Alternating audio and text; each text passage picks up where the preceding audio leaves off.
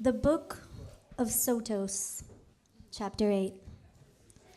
Dear Mrs. Anderson, please, pardon the intrusion. I realize you don't know me, and I feel uncomfortable writing to you as a stranger. It's just that I feel I know you so well now.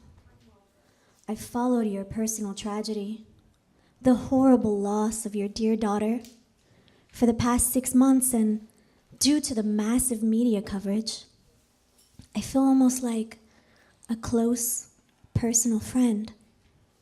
It's proved difficult for me to see and hear such intimate details about your life and thoughts and feelings, and yet remain an impartial observer. So please, forgive my familiarity, both in approaching you and assuming you might want to hear my thoughts on how to deal with such a nightmare, such an intensely private nightmare that I, in all my effrontery and impudence, have attempted to understand and empathize with, as if we were family. I'm hoping, Mrs. Anderson, that you'll allow me the small amount of time it will take to read this letter and afford me the chance to share some of my personal thoughts and feelings. I think I can help.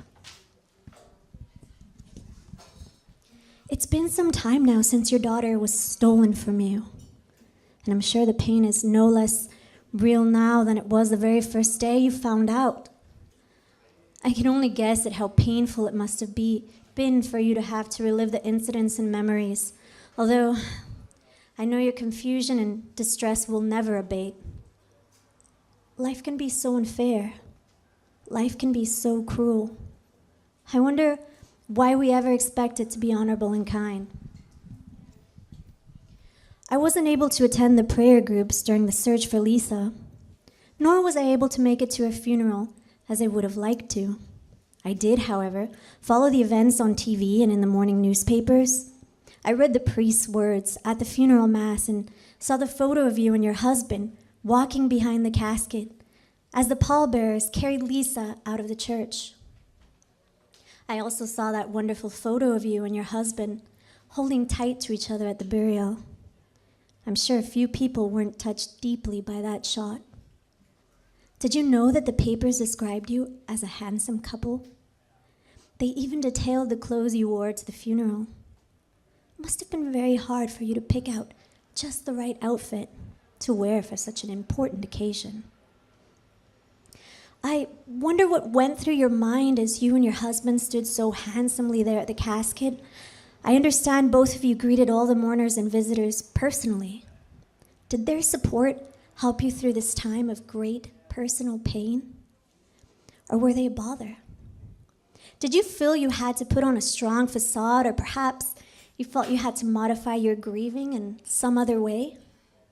It's hard for me to understand what exactly you went through there at the funeral home and burial. I've thought a lot about it. I don't think you've ever left my thoughts since Lisa went missing. I've seen you weather through the search, her missed birthday, the terrible discovery of her body, her burial, and now the adjustment and recovery. You and your husband have been very forthcoming with your pain. So many of your words have stayed with me, and I want to say thank you from deep within my heart for letting me really feel what you went through. Your suffering and confusion and pain. It's an extraordinary feeling to share those most intimate moments. For example, I vividly recall yours and Mike's words when Lisa's birthday came and went. Do you remember? Of course you do. You thought there was a chance that Lisa was still alive. I was very touched by your sad desperation, your powerlessness and vulnerability. I remember seeing your young and puffy face on TV. You were chewing your lower lip and staring down at the ground. You broke into tears at the end. Still, I think your most dramatic moment was on TV, when you kissed a small, pocket-sized photo of your little dear, your one and only 7-year-old baby, and tried to fight back the tears and stuttered your own personal message to Lisa through the cameraman's lens. I love you very much, and I want you to come home. Happy birthday, my little girl. I need to know, at this time, were you unsure about Lisa's almost certain death? Or you being strong for the townspeople who came out in full force to search for her? Were you praying that she would be all right and unharmed? Or were you praying that she didn't suffer too long before her death? I think the pain of imagining your daughter alive and captive somewhere without you, frightened, confused, hurt, would have been even more terrible to consider. Though, I know you did.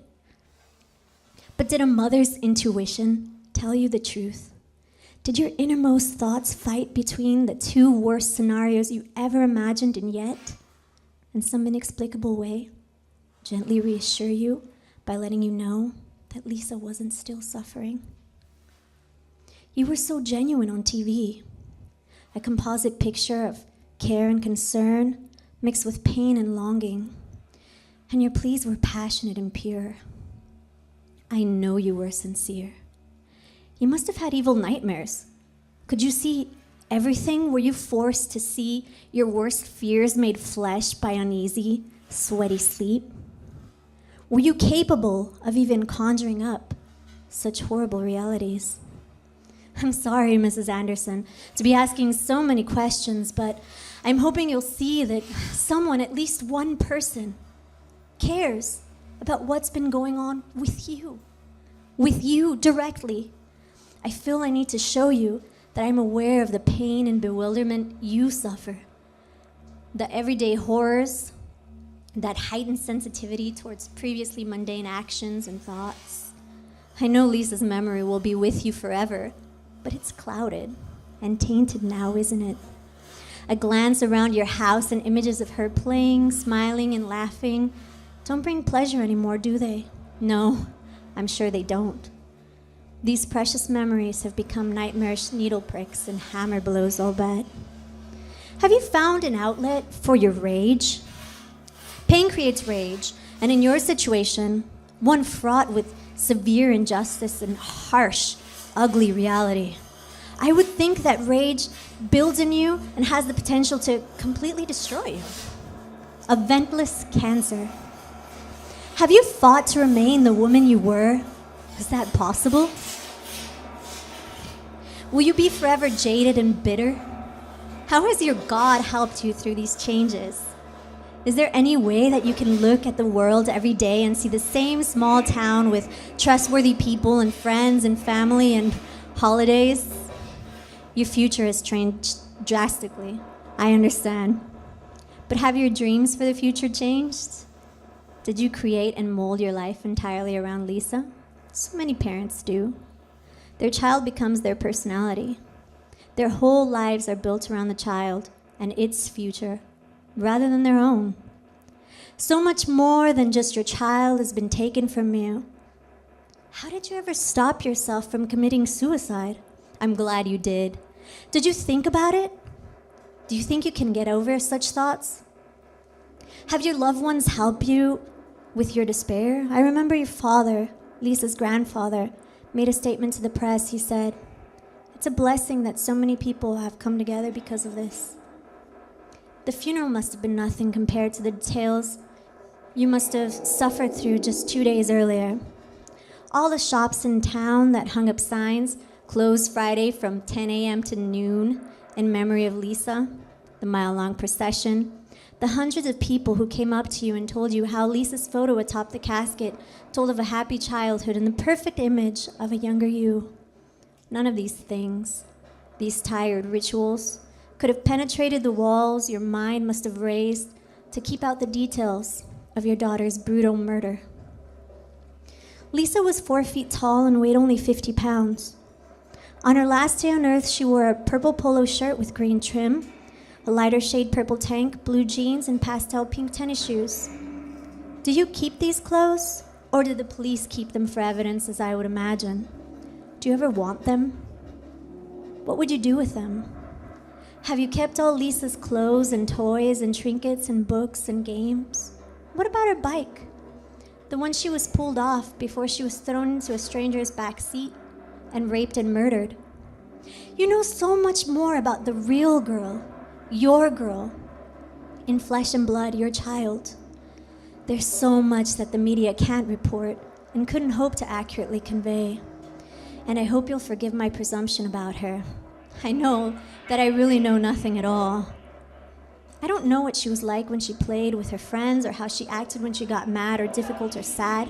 I can't see her, remember her, in her father's lap or in your arms. What was she like? I can only wonder. To walk hand in hand with, to pick up and cuddle, to put to bed with a gentle kiss on the forehead. You were hanging up the laundry when you found out that Lisa had been abducted. I bet you can't even perform such acts now. Are your thoughts entirely controlled by this crime and terrific loss? Are even the most menial, knee-jerk tasks now subject to uncontrollable recollections of Lisa? Are your memories harsh and painful and ugly? I do imagine that everything you do, everything you think and feel is going to be governed by this tragedy for a long time. But I'm sure you'll be able to laugh again, and without feeling guilty about it. But right now, that seems impossible, doesn't it? I don't mean to sound impertinent or cold, but you certainly will never get over the pain and loss, and honestly, I don't think you ever should. It's important to feel Lisa's misfortune both for you and for her. How else will you be able to understand reality? There was nothing you could do for Lisa as far as her abduction and murder go. Your responsibility lies firmly with her memory, and your memory should answer all your pain with the reasons you had Lisa in the first place. You have nothing to take care of now. You might feel like you're only living to die. The world will surely stop turning when you pass away. Lisa meant your whole life to you. She was demanding, as all children are, on your time and patience. But children demand more than our constant attention, don't they? They demand that you give over everything you are to them. They become everything you are. And you pour everything you are and everything you have and everything you could be and could have into them. The void left in your life is so much more than missing a precious loved one. It's a lack of devotion. It's abandonment in a cold, dark, and empty space. The killer who took Lisa from you robbed you of everything your personality, your spirit, had come to be, and has left you raw and exposed to universal indifference. I hope you have reassurance in God. God, I'm sure, in religion, and the promise of an eternal afterlife of bliss should provide you with comfort and the strength to carry on. Is silence just too painful for you now? How about your husband's affections, your family's? Do they seem too much, too forced and empty in light of your sudden desolation? Or perhaps your pain has turned into frustration and anger, a rage with direction and reason. Do you hate the man who caused you and Lisa so much pain, so much that you've allowed the hate to focus and control your thoughts? Does that particular hatred take the edge off your misery? Does the specter of this evil and heartless man fill the void in your soul? I can understand that. What kind of a man would do such a bestial thing? It's impossible to feel pity or sympathy towards a person, isn't it? I think it's because they live another kind of existence. One where people don't matter and feelings don't belong. And even though, as most studies indicate, these men are themselves victims of all sorts of horrible abuse and trauma, I still find it impossible to think that they don't will these events with a very careful, calculated, and deliberate conscience. They have a philosophy that would seem to go along with their quest for damage and destruction and selfless satisfaction. And they're fine with their time on Earth. They don't suffer, not like you suffer. The way you feel pain with every breath, loss and emptiness with every thought. It makes your pain deeper, doesn't it? To think that this monster is still at large makes you seethe and hate all the more. This man, this total stranger, has proven himself capable of a crime that created such an immense cavity in your soul that perhaps the only way to plug it up will be by becoming the person you never thought you could let yourself become. You almost have to allow yourself the chance to be consumed by hatred and blinded by confusion over injustice and human cruelty, so that everything else that was previously important to you, empathy, sympathy, gentleness, care, and concern, doesn't kill you by the weight and unmanageability. Those things you thought were real before are now too cumbersome and ungainly. Those feelings have to be changed. The lines in your face, the stretch marks on your belly, and the gray in your hair must all attest to something new. Something unplanned and unprepared for. Something that reflects how life truly is. Something that blots out all the tenderness and care and fantastic daydreams and naive misconceptions about love and equality. Something true and real. I don't know the answer to provide so that your confusion and hurt and loneliness could be lessened. I don't know what someone can do for someone like you. I know that you'll be a new person, starting from the day Lisa was abducted and continuing on forever, forming until the day you die. You know, I'm sure you'll learn more about yourself and your friends and families and your place here on Earth. Perhaps you can find some modicum of comfort in the start of a new beginning, a new outlook, a new life. Good luck and best wishes.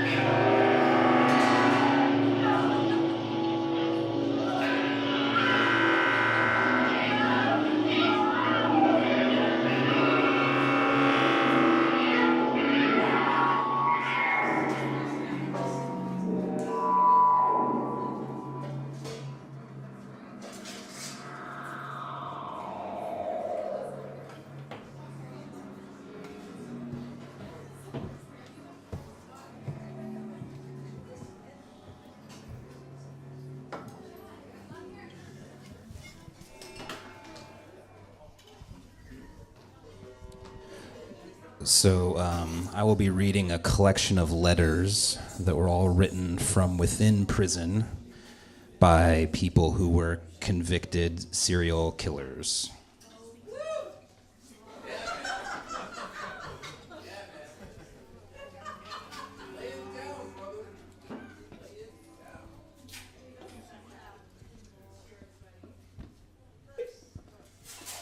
Dear Diane, I received your letter May 1. I apologize for taking so long to answer it. Thank you for writing to me. You say that you have written to me on 2 previous occasions. I'm sorry, but I don't recall those letters.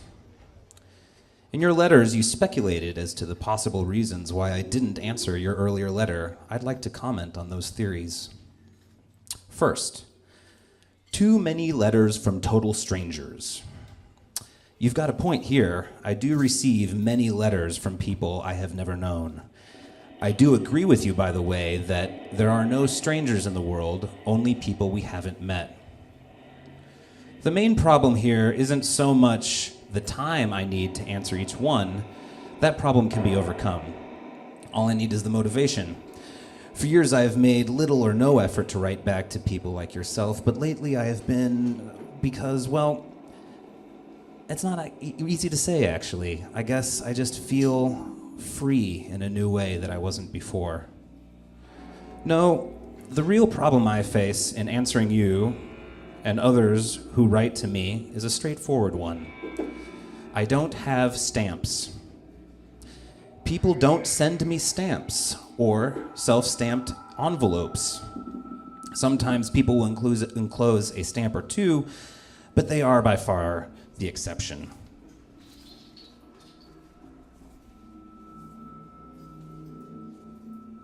I'm not being critical, Diane.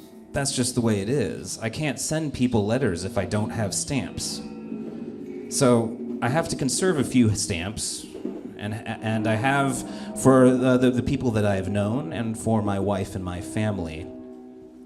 Only when I have what can be considered an extra stamp or two, now and then, I do respond to the backlog of correspondence I have from other folks. Believe me, I don't expect people to send me stamps. I don't imagine that it occurs to people to write me with a stamp included. But as I've explained, there are many letters and each need one single stamp. And it may also be that people assume, or I've heard rumors to the effect that I have money, or friends, or family with money. I don't. And furthermore, I don't receive a nickel from any of the books, articles, TV programs, or planned films about Ted Bundy. Nothing. Nada. Zero. That's fine too. I don't want any of the money, and I don't need it. The fact is, I'm broke. And while I can handle that, it also means that I can't afford stamps to go on letters to you or anyone else. So it goes.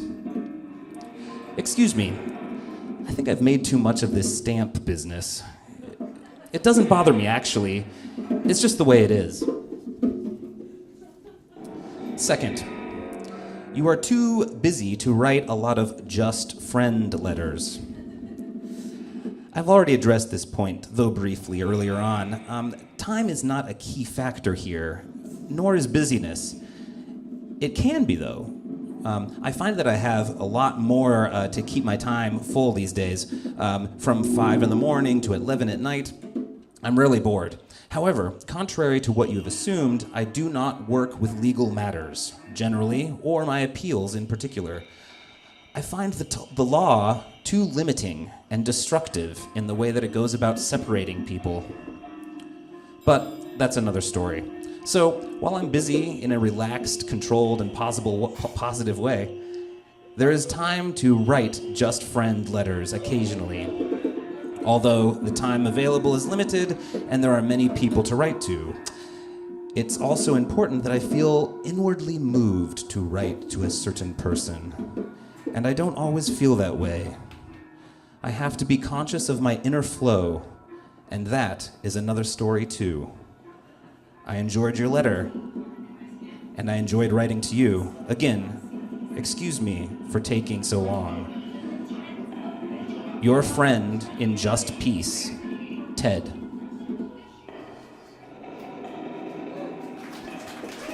There's more.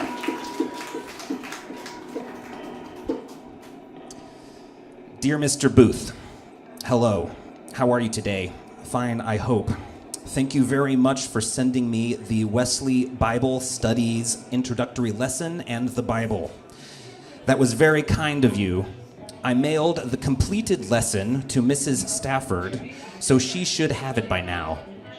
Also, about a week after I received your package, a Mrs. Mott from Arlington, Virginia, sent me the Wesley Bible Study Correspondence Course and the Advanced Course booklets. I filled out both of them and mailed them off to her to be graded. So, I've now taken the complete course, but I still have one problem. This prison does not have a baptismal tank, and Mr. Burkham, the prison chaplain, is not sure if he can find someone to bring a tank in and baptize me. This has me very concerned. Will you be willing to help find someone to baptize me? I've taken all the other steps. Now I need and want to be baptized. Well, I hope this letter finds you well and in good health. God bless you. Jeff Dahmer.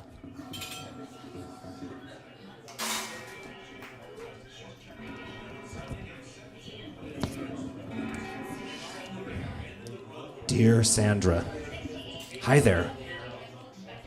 It took your letter 6 days to get here. The last 4 days have been nice. I hear it is cold, but no rain. The sunsets are great for my room. I get mail from Florida, Oregon, California, and all over. But nothing beats your letter. Most go in the trash can. I had a few that wanted to sell my art, drawings, stories, and poems. They were dropped in the trash. And by the way, I don't do art, drawings, or poems. Yet. About 4 years ago, we went to North Carolina, Jacksonville, and LeComp. My son was in camp up there for 2 years. It was a nice place. Rented a car, toured around, nice shoreline.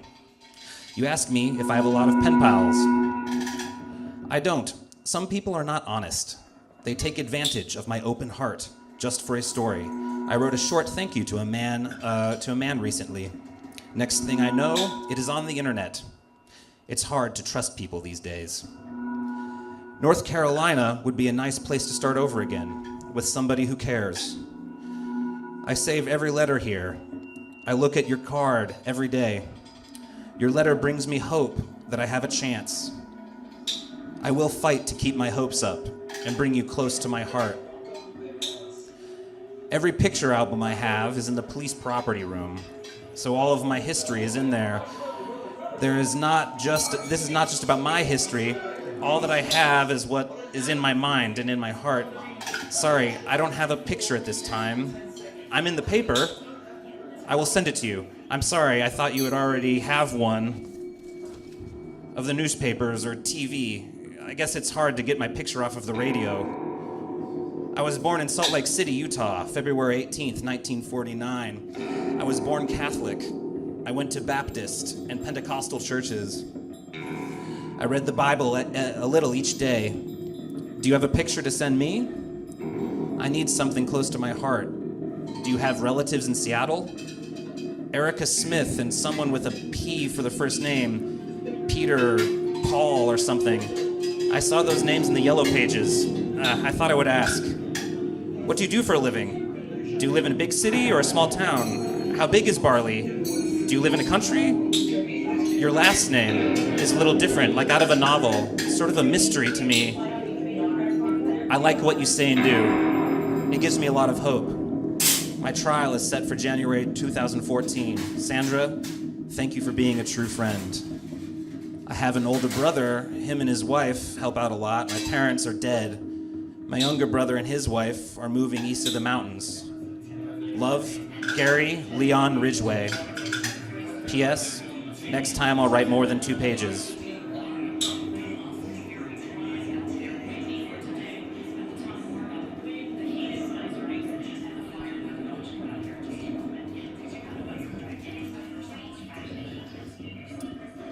Dearest Pam. Hi. I sent you a letter not too long ago. Hope you received it by now. My best to you, Terrence, and the rest of your family. Ever go on spontaneous trips? What do you think of sex scenes in movies? Do you like the company of swingers? People who are uninhibited and free about sex? Some poses I'd like to see you in pictures would be touching your ankles bent over with see-through skirt, no panties. Also on elbows and knees with back of your feet showing, toes curled up, nails painted red, looking back at the camera. Another would be on bed, face up, or sitting on chair, knees, shoulders, bare feet, and some figures near your pussy. Thank you. Oh, wear a bikini thong or lingerie. In a book by Regina Lynn, author of Sexier Sex, it says, if sex in public places sounds too risky, try backyards. Have you ever been paddled? When you go shopping, what do you shop for? Do you dislike using the bathroom with others? Love you lots. Write soon. Richard. P.S. Drawing and fantasy story included. Tell me what you think of the drawing.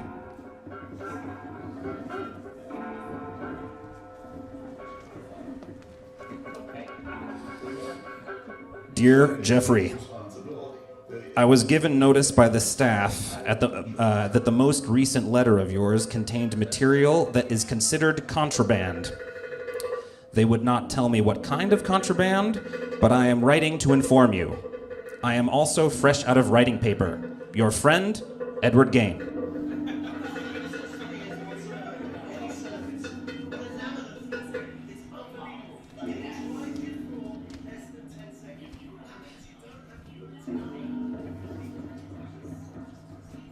Dear Dawn, the contract I signed with that producer, Jackie, is no good. I want her sued. So she realizes she's not going to get away with claiming something she doesn't rightfully have. They're in for some big surprises, that's for sure. Don, do you remember when that barn out near Utica got burned down? The matches and hay put together? All of us was tripping. We went to this haunted house deal where devil worshippers were once, in a while, used to sacrifice animals in it. Anyway, it had a barn full of hay. Someone came up with the great idea, since it was full of the stuff, to put some matches in a line like a wick with hay. Then light it up. We took off. And about 2 or 3 miles down the road, at a store, we sat waiting for the outcome. And suddenly, we saw the sky glow like Mars was ready to come up over the horizon. If not, if you don't remember it, it's in my book. I hope you do. We were stoned on orange sunshine and other stuff, plus beer. We had so much fun together, all of us, the gang. Certainly do miss those days for sure. We all just were having fun like any teenagers do. Or I guess did back then. Today kids are real dangerous. That damn crack. Never tried it. Glad I didn't. Seems strange, because I tried nearly everything else. But I started to hate drugs bad after 17. Pot gave that up too. And from then on, I just drank, period. Since then, I've only snorted about 5 lines in my life, cocaine. And smoked pot, maybe 20 joints, zip, that's it, nothing else. When I hustled, I only drank beer, a couple times mix, but wasn't really into it. Because when I was 21 or 22, got hooked on White Lightning for 2 weeks, decided to quit, and it took me a month and a half just to get over the shakes from it. I realized then, hard stuff wasn't worth it. I was a trip back in my early 20s. Had lots of fun. Well, take good care of yourself. I mean it. Please, for now. Love, Eileen.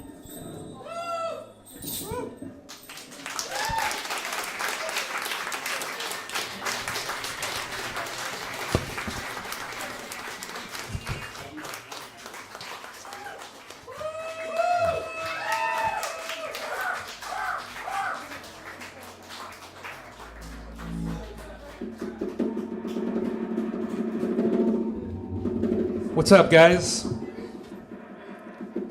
It's cool to see what, people's what horror is, right? Because it could be anything. It could be like the Trump tweets, right? Could be Peter Sotos and his visions of depravity. Could be the receipt you get at Whole Foods, right?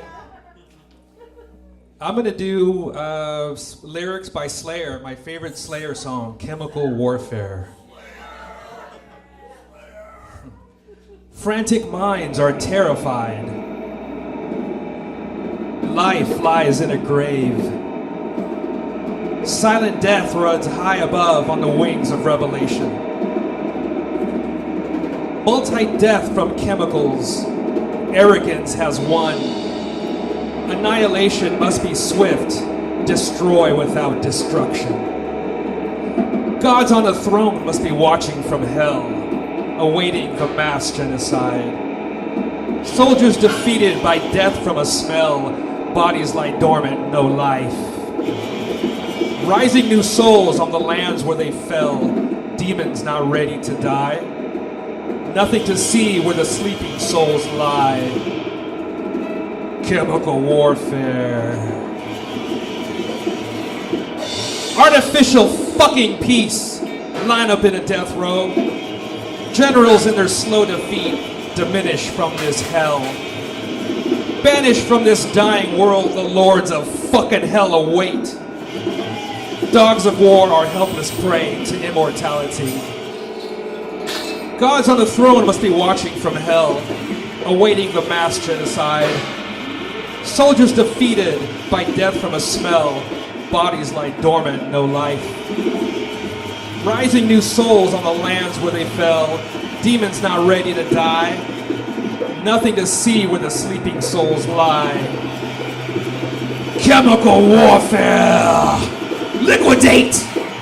The torture kills the troops that try to fight. Terminate! Human pesticide bring days of doom. Mist falls. The deadly gas that brings them to their knees. Sacrifice. Steal the soul and send his corpse to hell. Mummified regions lying in dust fall victim to this game. Petrified corpses bathing in rust, taken without being blamed. Falsified spirits, farther they fall. Soon they will join all of us in hell. See the sky burning? The gates are ablaze. Satan awaits, eager to merge. Gods on the throne must be watching from hell, awaiting the mass genocide. Soldiers defeated by death from a spell, bodies lie dormant, no life. Rising new souls on the lands where they fell, demons not ready to die.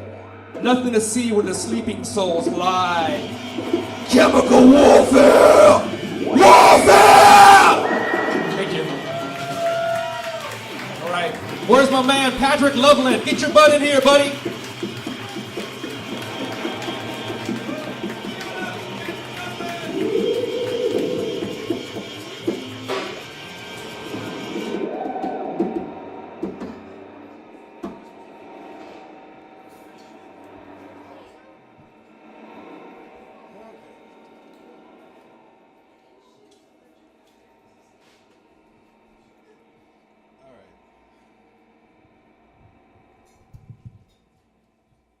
Hello.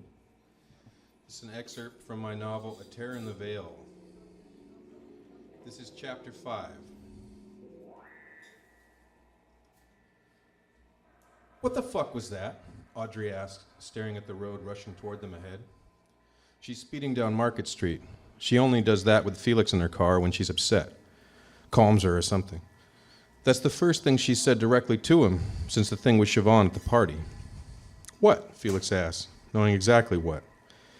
He's back to fiddling with his video camera. He has the eye patch viewfinder attachment on, and he's messing with more settings. That weirdo whore back there. Did you know that fucking slut? I've never seen her before. She just sat down and started talking nonsense. It made perfect sense, Felix. She wanted to get some, and you know it. Why were you even talking to her? She was coked out of her mind. I didn't say a word to her. She sat down and started babbling. Why didn't you tell her to go away? I was watching the fucking Sloth movie, okay? Felix couldn't think of anything better to say. Nothing true. At least that's true, right? Audrey gets really quiet again. It's like she just expects him to take it until she runs out of steam. When he starts to stand up for himself, she sulks. Felix sees a small circular button on the camera lens without a marking. It's almost flush with the surface and recessed just a bit. Hey, am I the one who was dancing with other guys? Felix asks, trying to shift his focus away from Siobhan. Not fair at all. We both know half those guys would be more dangerous if they were dancing with you. And besides, none of them gets to touch. If you didn't hate dancing, I'd do it with you. I'd rather dance with you, actually. Felix feels really bad now as he finally realizes she might just act like she isn't bothered by something because she cares about him. He presses the recess button. There's a tiny jolt like haptic feedback, or maybe just static electricity. He pans the camera out the window view, speeding by. There's no obvious change on his eye patch view. What does that button do, he thinks. He sets the camera down and takes the manual out of the bag. In the viewfinder over his eye, he sees an angled shot of Audrey from his lap level, fuming while she drives. He tries to read the label or the table of contents in the light from the passing cars and streetlights. The different input from both eyes at once is disorienting. Felix closes his left eye and focuses on reading with the manual. He can't find that button described in the contents or in the diagram of the camera. As he flips through to find a more lens-specific diagram, he relaxes his left eyelid and lets it open some. He finds a diagram of the lens.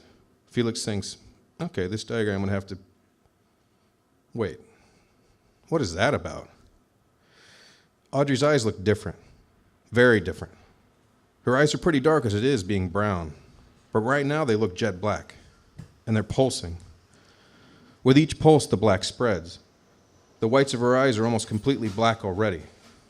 Felix shakes his head and blinks a couple times. No change. Black and pulsing. Still holding the manual up, he closes his right eye this time for a better look at this special effect filter or whatever it is. It looks really real. Real-time match moving and rendering based on facial recognition or something, he thinks. He raises his left hand and searches for the focus dial. He finds and adjusts it. The black pulsing gets blurry, then sharp again. And the black is not just black. It's subtly shimmering and iridescent. The whites are covered now, and it's still growing. What look like curved seams and holes appear all over her face and head in rhythm with the pulsing black in her eyes. There's a dark mist gently wafting from her nostrils and a glow from up inside them. Audrey notices Felix holding the camera manual and whips her head toward him. Hey, fuckhead, you aren't even listening. Her voice echoes and reverberates until it's absorbed by the metal frame of the car, which hums in time with it. As this bellows from her mouth, her face and head warp and distort, breaking apart while burning and melting into organic chaos. Parts implode while others burst or just float in place where they should be while this happens around them. Other parts go translucent, making the other combinations of effects vaguely or clearly visible.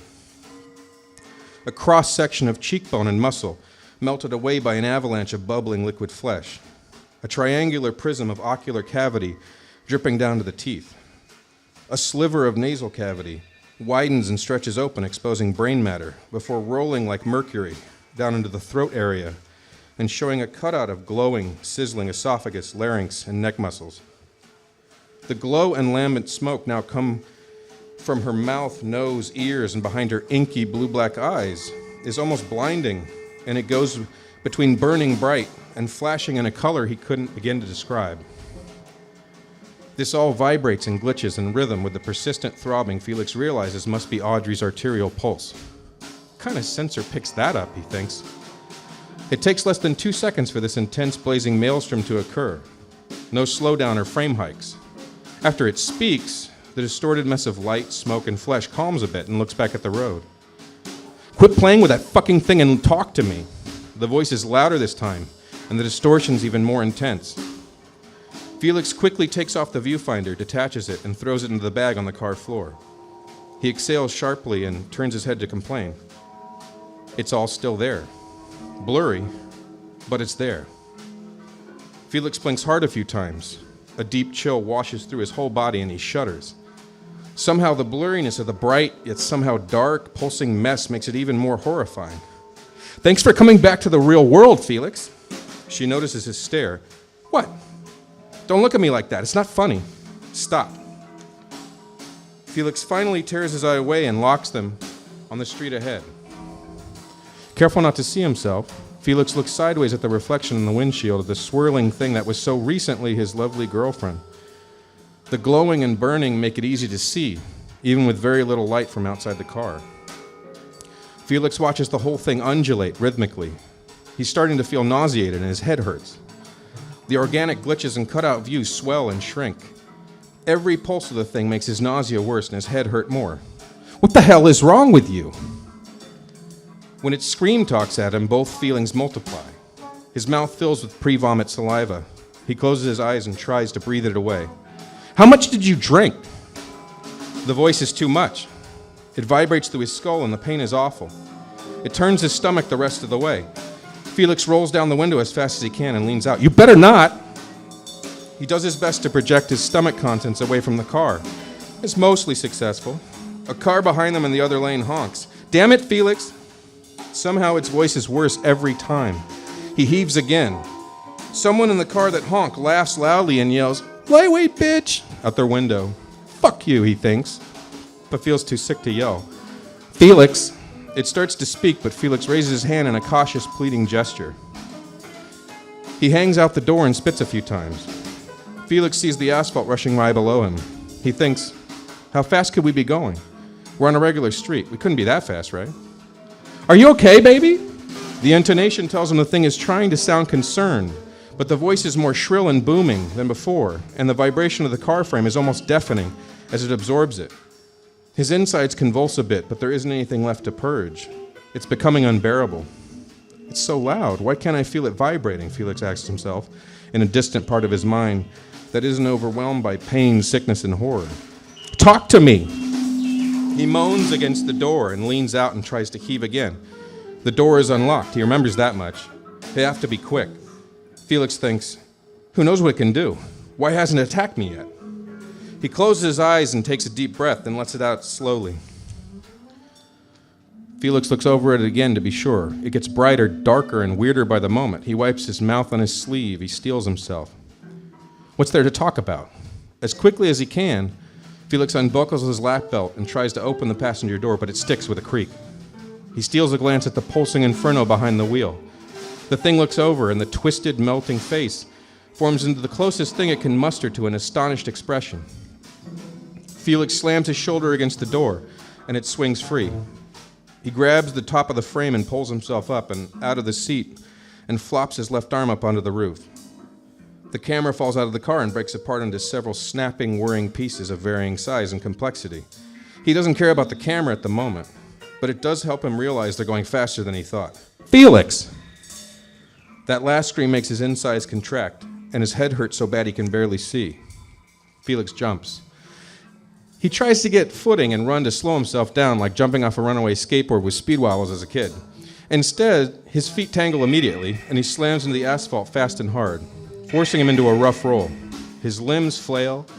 The pavement bruises and tears his flesh. He feels and hears a pop in his left shoulder, and the distant part of his mind calmly decides it's probably dislocated. Cars honk and swerve to avoid him as he rolls to a stop. Felix lifts his head off the asphalt and places feels pieces of it detach from his face and shower down, glistening with blood. He looks down the street and sees the creature with Audrey's body running from the stopped car and screaming his name. Even with a bunch of new physical issues to deal with, the sickness and pain in his head keep coming when he hears that thing wailing. Fresh injuries and all, Felix uses his good arm to haul himself off the street and tries to back away from the approaching abomination. There's a sharp pain in his right ankle and he collapses. He tries to stop his descent with the wrong arm and crumples, useless. Felix slams temple first into the pavement. His vision blurs and he loses consciousness.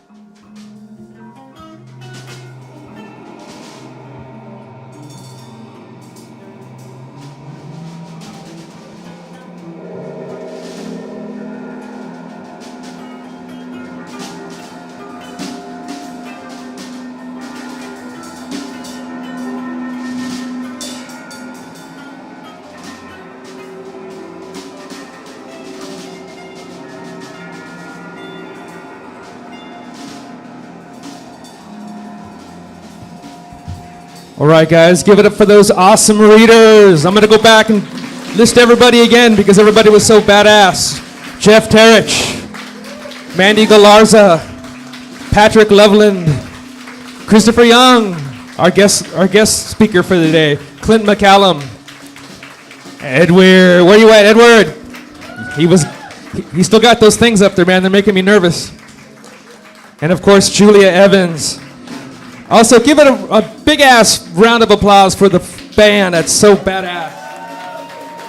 MJ Stevens, Pablo Dodero, Brittanny Graves, Leah Bowden. And thank all of you guys for coming out. Everybody's so cool, and we all love you. You guys are all very strange, by the way. I just want to let you know.